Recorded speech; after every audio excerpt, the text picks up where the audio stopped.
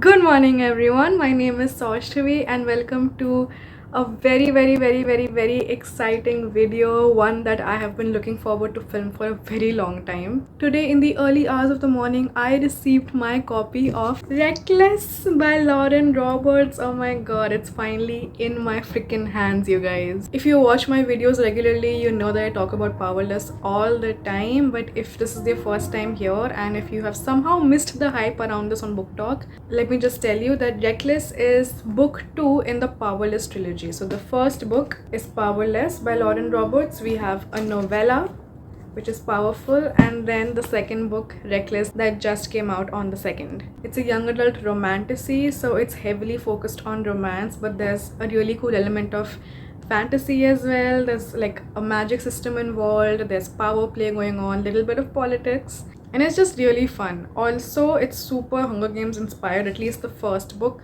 I don't know how the second book will be, but I'm super excited to find out. Also, don't mind my wet hair. I just took a shower. I wanted to get all my activities out of the way so I could sit and dedicate my time to reading this. I do have some work in the middle of the day, but beyond that, my entire day is free. So we can read this book together for the most part without any disturbance. Now, this vlog will be full of spoilers. So I will be reading the book, and as I'm reading it, I will be sharing my views. So if you don't want spoilers, maybe read this book and come back to watch this. But if you have read this book, then we can have a good time together and just discuss everything in all its spoilerful glory. Also, to start off, my copy of Powerless did have the prologue chapter of this already. So I've read that prologue like 100 times already. I know it by heart. And also, I did read the 9 or 10 chapters that they had released of this online on Simon Teen. However, when I read them, I was like in a rush. I was going someplace, and I kind of like in the excitement sort of blacked out a little bit, I think. So I didn't really read them properly, nor do I remember them correctly. So I am gonna read this from the very beginning, savor it, really take it in this time. I don't know, I think that's all I had to say. So let's just start reading.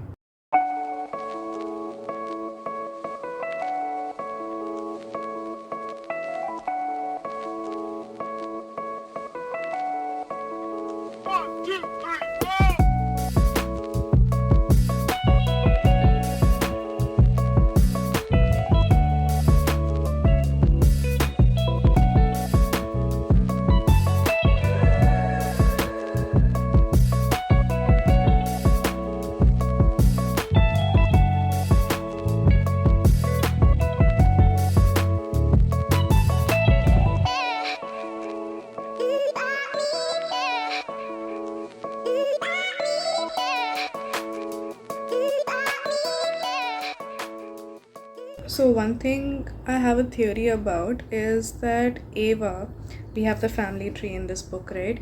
So Ava, who is supposedly Kai's dead sister, she passed away at some point. We still don't know exactly what happened there. She might be Adina. I've seen other people have this theory as well. It's most likely that it won't be true because I don't see how the age thing can add up. But if it were true, if Adina did turn out to be Ava, that would be pretty interesting. Or Ava is still alive and kicking, and she's in Dor, which is where these people have arrived to.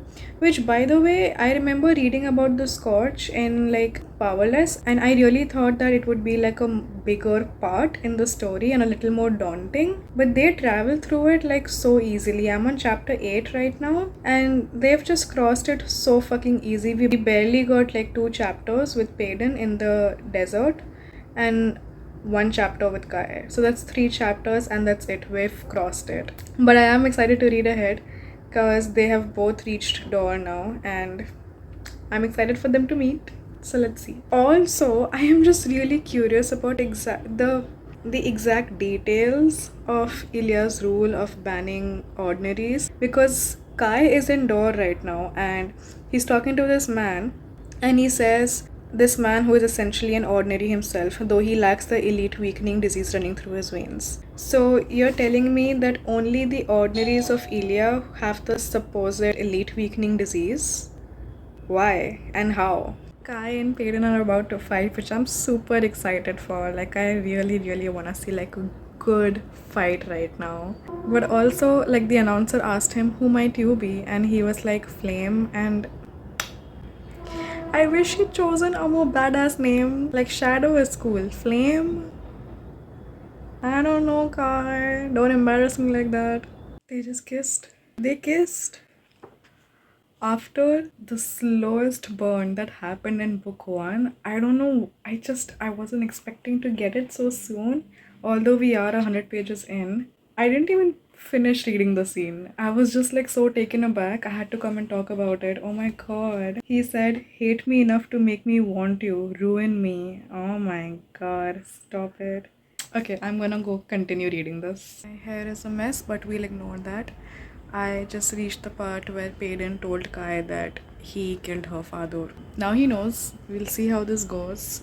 I don't think I mentioned this in my powerless video, but I did have a question about this, about how she assumed in her head, in her memory, that it was the king who killed her father instead of Kai. Like, if they looked similar, I could still understand it, but they look drastically different. And it's not like she was like 7, 8 years old or 9 years old for her to have a boggled memory about the event. She was, I think, 14, 15. Both of them were. So I don't understand how she confused Kai for the king and where she came to that conclusion from. But yeah, it is what it is. Waiting for the part where both of them will have a bigger conversation about it. Waiting for that part, maybe we'll get some clarification there. Let's see.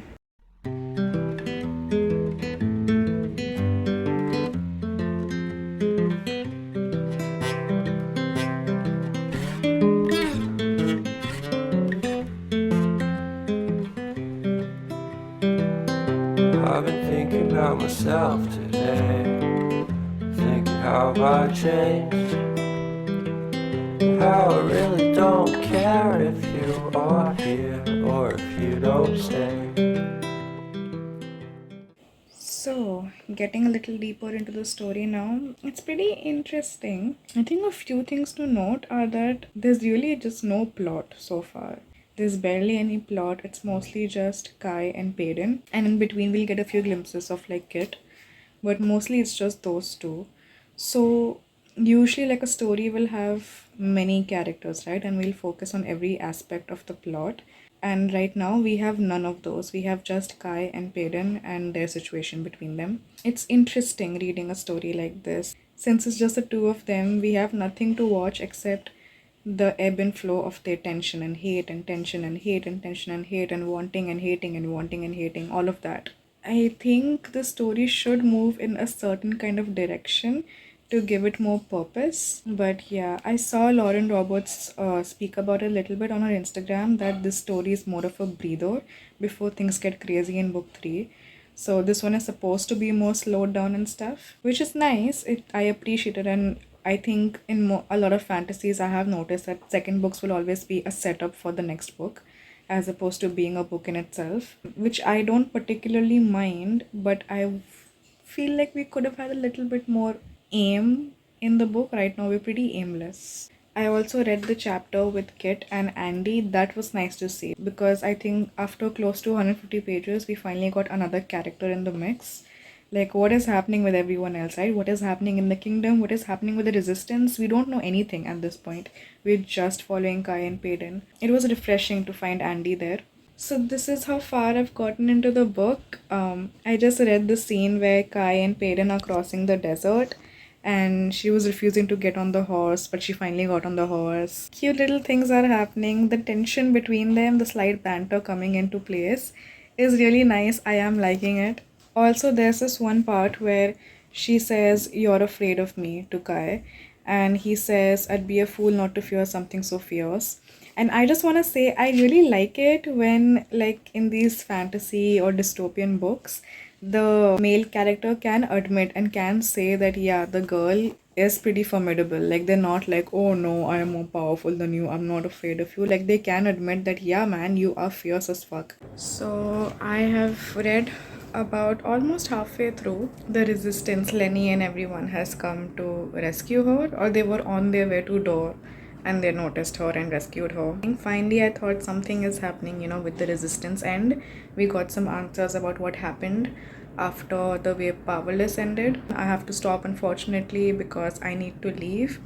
So far, it's okay. Apart from the tension and the slow build of the romance, I guess, as of now, I feel like they're not really making anything happen. Stuff is happening to them. Halfway through the book, let's see where this goes. I think what Lauren Roberts said is perfectly accurate for this book. It just feels like a breather. Like it's just chill and it's about Kai and Peyton's journey. So yeah, I'm just following along. That's what I'm feeling right now. So I'm back and I immediately started reading the book.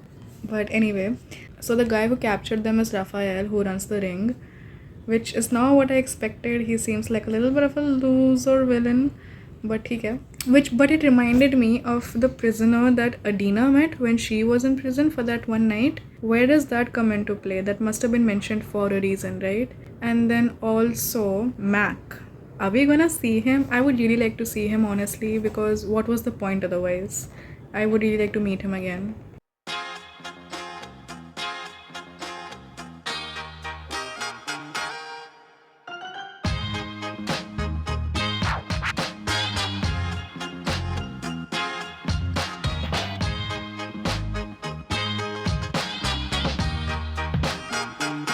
I'm sitting here wondering.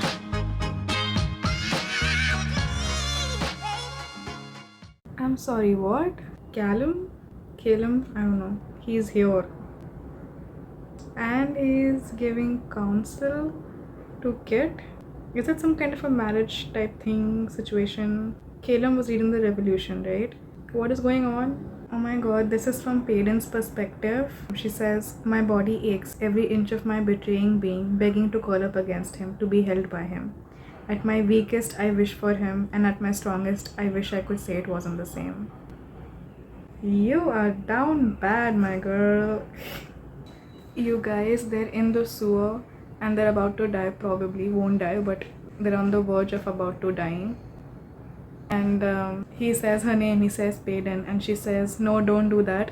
Don't go saying my name because you think it might be the last time you ever will. And he pulls out this gem. Your name seems like a good word to die with on my lips. Okay, poetry? What the hell? Seriously, give him a pen. He says, she tastes like a piece of the heaven I won't be going to. Miss Lauren Roberts. This should be illegal. What the hell? Just when I think I couldn't fall more in love with his perspectives, his POV chapters. Oh my god, this chapter. Okay, let's keep going. She asked him if he's scared, and he said, I'm brave enough to admit that I'm terrified. This man is green flags all around, like seriously.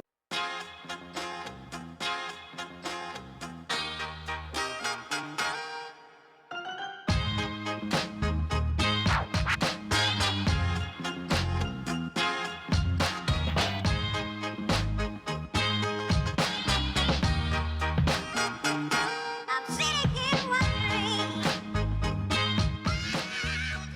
So I have a few thoughts. If you can hear the hammering, I'm sorry. I didn't mention this before, but I find this to be a wild concept that if Kai is not in Ilya, everyone just thinks of him as bait, or like they can capture him and make him prisoner. Like he's an enforcer and he's also the prince. Like he's royalty. Coming to Kai and Payden, like I feel like every single trope possible is being thrown at us right now, which I don't mind. I'm having fun with it. I'm really enjoying it and I'm loving the tension and the banter. I just wish between the tension and the banter we also had some actual conversation between them, something really grounding, and we could see that through, their entire hate, not hate, love, not love, this entire thing where they're trying to capture each other and run away from each other. I wish we could have some conversation and places where we can see their resolve fading and see, like, especially with Kai, see like him trying to understand where Payden is coming from and starting to see her side. But we're not seeing that happen. We're not seeing both of them soften to each other through the process, and there's barely, every time there's a little bit of a conversation that happens on the deeper end where we can maybe see both of them coming around each other. They get disturbed by someone or the other who's trying to capture them. I love the tension, I love the banter, I'm here for the tropes fully, but I wish we had some more conversation, like truly talking and speaking to each other kind of a thing happening. And I also wish there was more fighting. Like Powerless again had a lot of different kinds of fights because all the trials were going on and they had their own personal things going on. There was a lot more happening. Just yeah, there was so much happening in Powerless. Even though that's a very trope filled romance based fantasy, there was still a lot happening. Over here we're not getting that much. So yeah, like they keep escaping from everywhere without having to have a fight. I would like to see some fighting. I hope we can get to it. So we have a little under 100 pages left, but I just wanted to read some lines that I really liked. The part where she's looking at her poster and he's like, it doesn't have enough freckles because he's mesmerized by her freckles. He's counted all of them. Oh my god, this man is obsessed. Honestly, I'm just like, why are they even trying to play this pretend game? Why haven't they considered even for a moment that they should just run away together? Can we talk about that for a second? I love this line. Kai says, I think you overestimate love. And she responds with, you can't overestimate something that is infinite. He made a joke and she's trying not to laugh. And she says, no, I won't give you the satisfaction of making me laugh. And he says, but then you'd be depriving me of the sound. They also had the little dance moment, which I really liked. I like that dance is like a part of Kai and a part of their relationship. He was telling her about Ava, and he says, I wanted her to be formidable, recklessly bold, powerful despite ability. And he says that these are things that reminded her of Peyton. And she says, I am none of those things. And he says, you are much more than those things. And she says, you overestimate me. And then he says, no, I just see you. Stop. Oh my god. And then in this scene, he was a little hurt and he says, and she asks him, why didn't you tell me? And he says, because I survived far worse. And she says, that doesn't mean you keep suffering just because you know you can. Another really great line. There is an intimacy in being reached for. I'm at the part where they're crossing the Sanctuary of Souls. Let's see how this goes.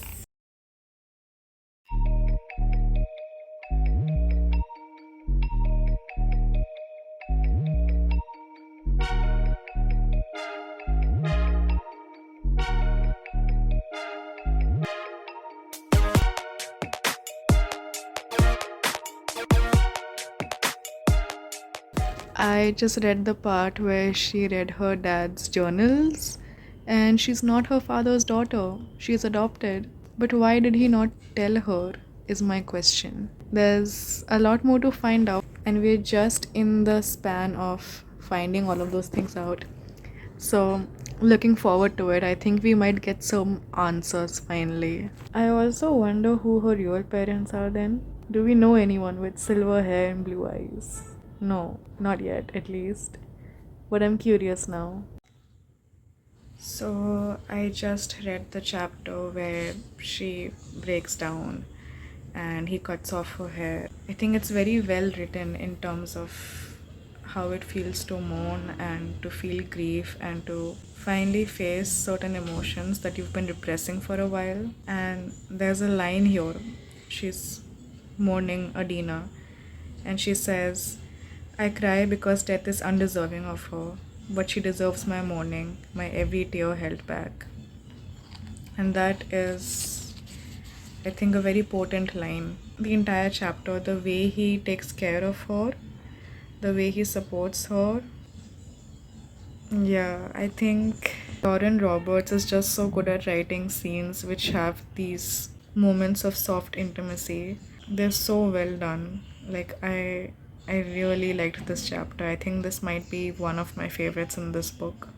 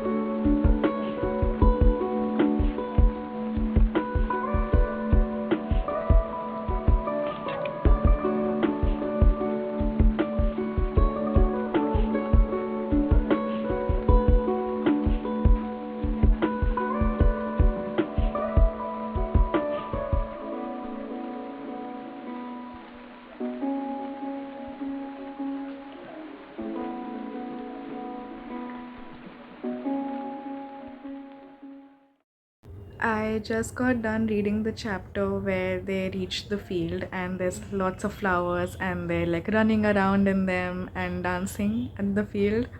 Oh my god, this chapter is the cutest thing ever. It's not even funny. Like the song that's playing in my head while reading this chapter is In Cold Light by Van Boer. That's a song that was used in one day. And there's this little passage over here which says, she giggles like a girl who hasn't had to grieve her father and best friend, like a girl who hasn't struggled to survive, stolen when she was starving, like a girl who isn't chained to a man she is meant to hate. There is such beauty and resilience in the ability to laugh despite it all. He hears a laugh and he says the sound of a laugh is healing, capable of making a man forget his own name, let alone his pain. Don't look at me like that. Like what? Like I'm worthy of being seen. Like literally this entire thing. I could read out this entire chapter to you guys. It is so adorable, so wholesome. And I just know when you have this peak of a wholesome moment in a book, everything's going downhill next. So I think I'm just gonna stop reading here. The book ends over here for me. Thank you very much. We're done. Done. Payden is finally giving him permission to like say her name, and in her head she's saying, but I crave the sound of my name on his tongue. I want him to shout it from a rooftop, whisper it in my ear, trace it on my skin. I want my name to form a familiar shape in his mouth, tasting of my lips. I want him to own my name and still beg when he says it. Or maybe I just want him. Yes, maybe. You think so? You think so? He says my name like it's been on the tip of his tongue, whispered into every breath he's taken. Payden.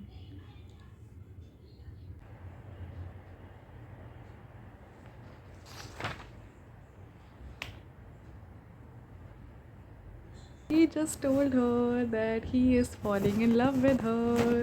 Damn it, the minute you threw a dagger at my head, I knew I was done for. There was no longer a before you, only what I wanted with you.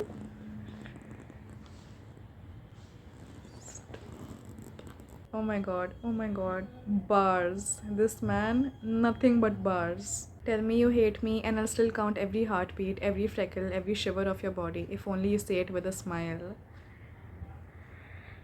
Please, this confession is so much. It's too much. I don't think my heart can take it. So even if a sliver of your soul longs for mine, I'll spend the rest of my life trying to deserve it? Oh my god. Stop.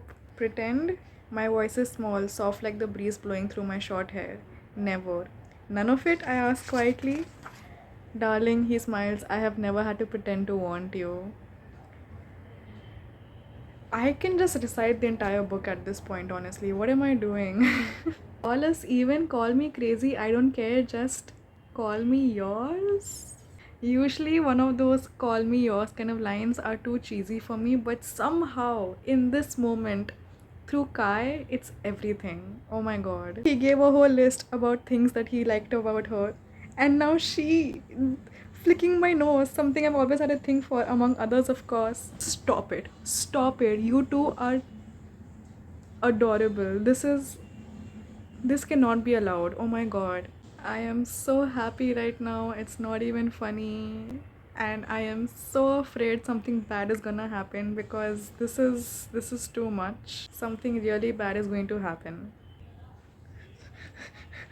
I am on page 383. I feel like Callum has told Kit something. Either Kit is going to propose to her or he's going to reveal something about Payden's identity which will change the entire game.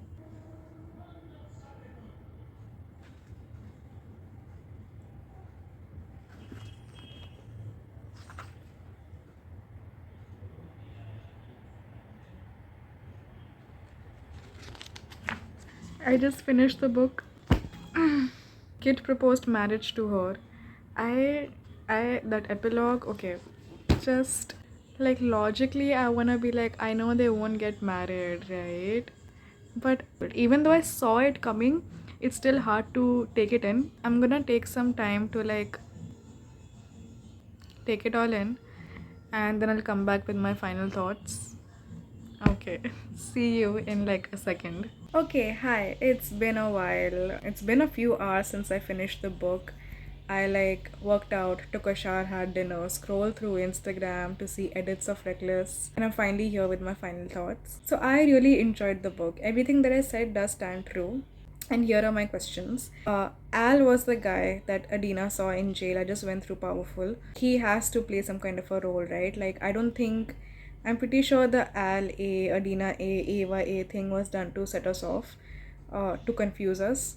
But he has to play a role, right? Because the reason why he was in jail was also very cryptic. What was that about? And Mac, again, like, has Powerful been written completely separate from the main plotline? Like, it has nothing to do with the main plotline at all. I don't know. I feel like I hope in the third book Mac comes into play. Got kicked out of the room. But as I was saying, I would love to see Mac come into play as well further in the story. Also, of course, what the deal is with Callum, however you say it. How does he come into play? Why is Kit listening to him? We thought he died, his daughter died. What happened to his daughter? Yeah, I'm looking forward to Fearless quite a bit. The book overall was nice. It was enjoyable. I don't think it was a 515 like Powerless for me. Definitely not as much of a hit for me personally, but I still had a really good time. I think for the most part the book was like a 3.5 out of 5 stars for me, but the last 100 pages really bumped it up to a 4 out of 5 stars for me. So my overall rating would be 4 out of 5 stars, simply because even though the author mentioned that this book will be more of a breather book, and more of a setup for book 3, I still feel like I could have used a little more plot. Like, I feel like we had only 10% plot, that's it. And I would have liked a little more plot in the book, even though I love the tension and the romance between them. But some actual plot and direction would have been good to set off that kind of situation with them. And also, we mostly had just those two, just Kai and Payton for 90% of the book, and a little bit of Kit, and some of the other characters from book 1 showed up for like a minute or two in the entire book.